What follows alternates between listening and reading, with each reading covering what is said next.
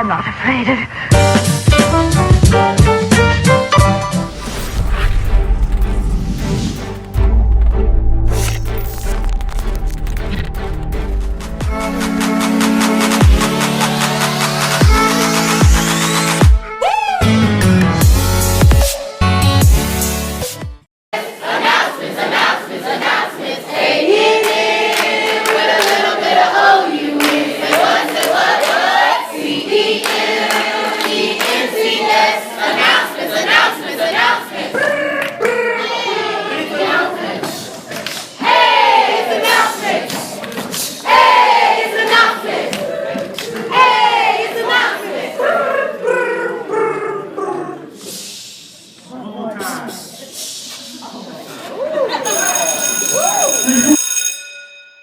Good morning, Falcons. Today is Wednesday, February 8th, 2017. Today is a B-Day. Please stand for the Pledge of Allegiance.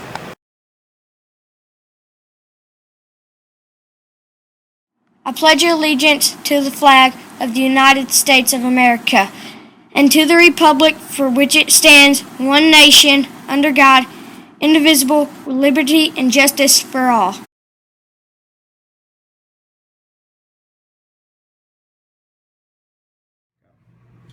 Hello, Davis Middle School. My name is Wesley Jones, and welcome to Making the Grade! Today's study tip: make study cards. On the front of a note card, write the word or idea. On the back, write a definition or important information. Have a friend or parent ask you about the word and or provide a definition. Until next time on Making the Grade, have a Falcon excellent day. I'm Austin. I'm Mikey. And I'm Bailey. Welcome to the Davis Daily News Show. Attention 8th grade students. Please be reminded that you are to return your winter letter signature pages no later than today to your first period teacher. The Student Government Association invites you to spread kindness and caring by purchasing a heartogram for your bestie, your friends, co-workers, and staff. Let's be the example by showing appreciation to and for others. The SGA will be selling heartograms in the morning beginning February 7th through February 13th. They will be delivered on February 14th, Valentine's Day. The school store will be open on Friday, February 10th during your scheduled lunch. Please make sure to bring your Davis scholars. And now for today's Black History Month fact. Hello, my name is Sydney Delaney, and today's Black History fact is about a novelist, educator, and editor. Toni Morrison was born in Lorain, Ohio, and attended Howard University and Cornell University. She was inspired to write because of huge silences in literature, printed or imagined about black girls and black women. Toni Morrison was the first African American to win a Nobel Prize in Literature in October 1993. She also won a Pulitzer Prize for her novel, Song of Solomon. She was a professor at Princeton University for many years. In 2012, she was awarded for the Presidential Medal of Freedom from President Barack Obama. And now for today's club news. The Charles County Winter Chess Tournament will be held on Saturday, February 25th at Thomas Stone High School. Please grab an informational flyer from the library and see Mr. Gerhardt if you have any questions.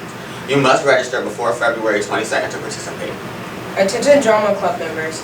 This is a friendly reminder that there is a full cast practice this week until 5 p.m. Stage crew members should bring a change of clothes and shoes that they do not care about. Math Counts members, please be advised that we have changed the date of our pizza party to Thursday, February 16th in Mrs. Miller's room. Please bring your $5 to Mrs. Miller no later than Tuesday, February 14th. Please see Mrs. Miller if you have any questions. Falcons, continue to soar with safety by entering and exiting classrooms quietly and walking in the hallways. Falcons, soar to excellence. Have a great day, Falcons.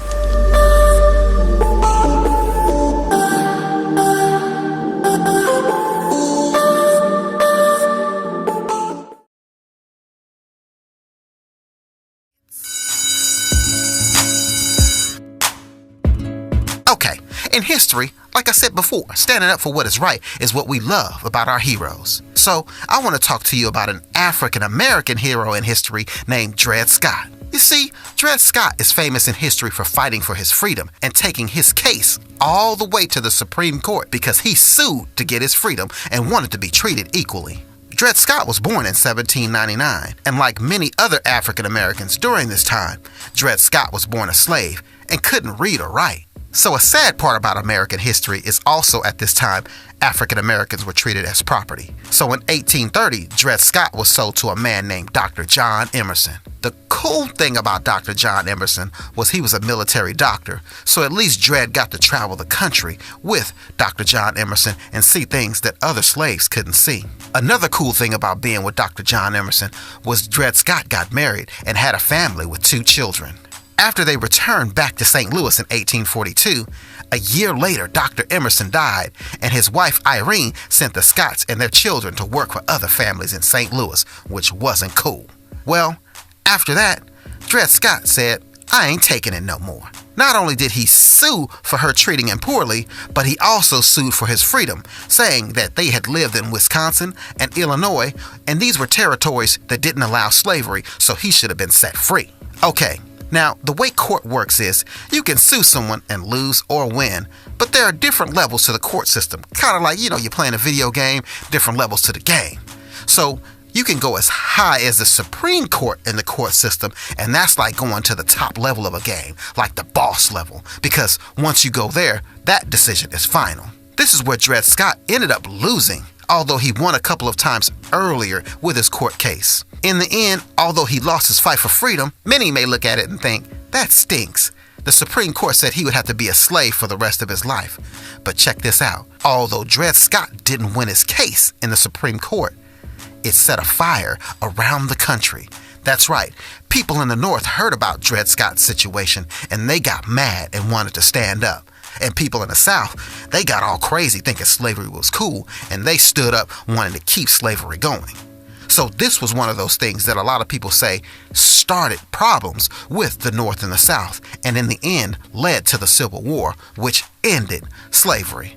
Although Dred Scott lost his case in court, he set the tone for African Americans to stand up for their rights and later be free in America.